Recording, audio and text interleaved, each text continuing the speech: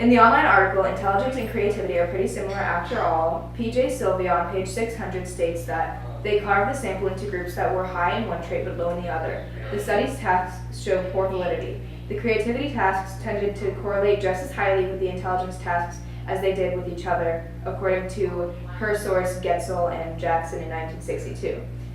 That being said, intelligence correlates with intelligence as creativity correlates with intelligence. So if you take a test that is meant for an intelligent mind, you'll need just as much creativity to answer those questions as you will need intelligence to draw a creative picture. I'm done.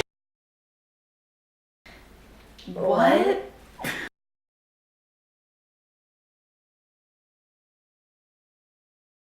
In Secrets of the Creative Brain, N. Anderson stated that many creative people are historic geniuses, and assuming that creativity is a trait everyone has in varying amounts, those with the highest scores can be classified as exceptionally creative and selected for further study.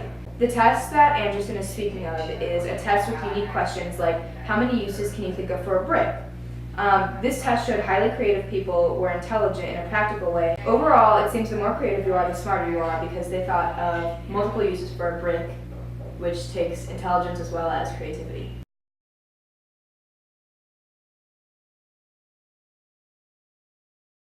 In a quote from D. Johnson, Developing Creativity in Every Learner, pages 44 through 46, he wrote, "Even abstract artists understand balance and tone. The most original written ideas in the world are inaccessible when locked behind faculty, grammar, spelling, syntax, and organization. Some of the most creative poetry follows the strict structure of the sonnet or haiku." Okay. So in this quote, Johnson emphasizes that creativity and intelligence are not only equally valid, but they also cannot exist without the other.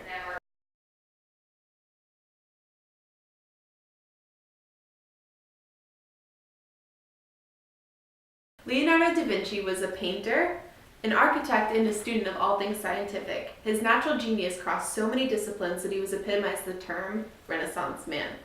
Da Vinci exemplifies the term threshold hypothesis, which states that one cannot have a high level of creativity with the absence of above average intelligence.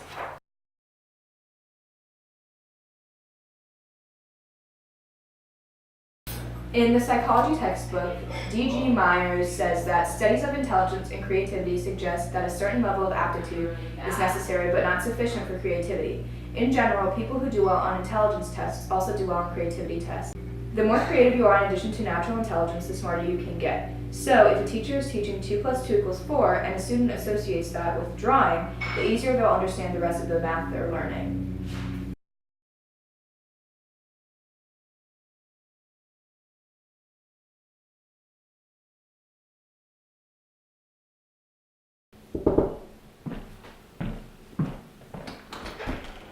Hi, I'm a door-to-door salesman.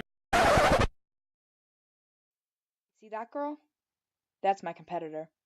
We're both going door to door selling track spikes. Except, unlike me, she has no idea what she's doing.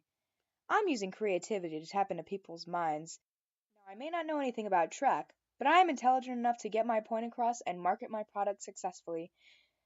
My competitor here, though, has no idea what she's doing. Let's watch her suffer. I'm selling these spikes. Do you happen to run track? Oh, yeah, I do. You do? No way. Okay. Yeah, I was so looking for spikes. Yeah, so what do you think of these? Because, I'm trying to feed my kids. And I don't know, they look pretty used. Hello. Hi, ma'am. I'm going around selling track spikes if you're interested. Oh. And you see that girl? Well, that's me. Here I am, successfully marketing my product using all of my factual intellect to persuade my customer, unlike my uncreative and unsmart opponent. Watch me make bank. Wow, I run track. You do? Yeah. Are you interested? Yeah, are they good for high jump? Well, I'll tell you what, I do not high jump myself, but I know for a fact that these are long enough for high jump but short enough for sprints. They have very nice traction. And they look brand new. They are brand new. With my superior advertising skills and wider range of intellect, I even got my customer to think higher of the shoes just by simply knowing more. These shoes are actually old as dirt.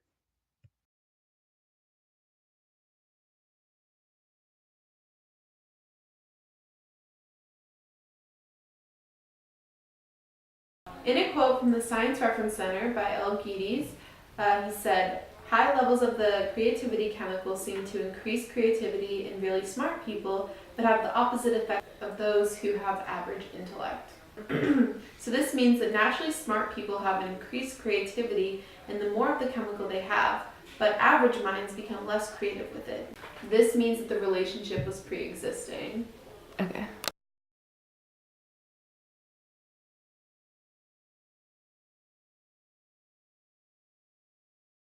With increased technology replacing modern intellect, people are starting to rely on technology more. However, for simple and creative problem solving, a human cannot be replaced. This robot, Android 2791, can only solve problems using algorithms. My creative mind, however, can heuristically solve problems like, where's the milk? Well, I'll simply look in the fridge. 2791, however, will look in every possible spot to solve a simple problem. I can still be hip like the teenagers. In a quote from J. Tagg, "Are the androids dreaming yet? Amazing brain, human communication, creativity, and free will," he wrote, "The extraordinary progress of neuroscience has led many to believe that a comprehensive explanation of human thought and its artificial replication, aka an android, is a theoretical inevitability. The analogy between human cognition and artificial computation is flawed. Computers, often amazing feats, are accomplished with minimum creativity and zero self-awareness." We did our project to prove that intelligence and creativity co-align, Yep. and that the more intelligent you are, the more creative you are, and vice versa. So an example of creativity and intelligence working together is art in my life and And improv for me. in Molly's life. Yeah. For example, in art, you have to understand lines and balance and tone, especially if you're doing portraiture of human faces, which takes a fair amount of intelligence in order to display that on a piece of paper or canvas. So for me, I do improv, which, in case you didn't know, it is comedy without a script.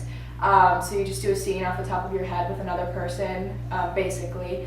And I think it takes a lot of intelligence because to create a successful scene that is funny for the audience, you have to pull in a lot of different factors, and a lot of the times people will pull in like history.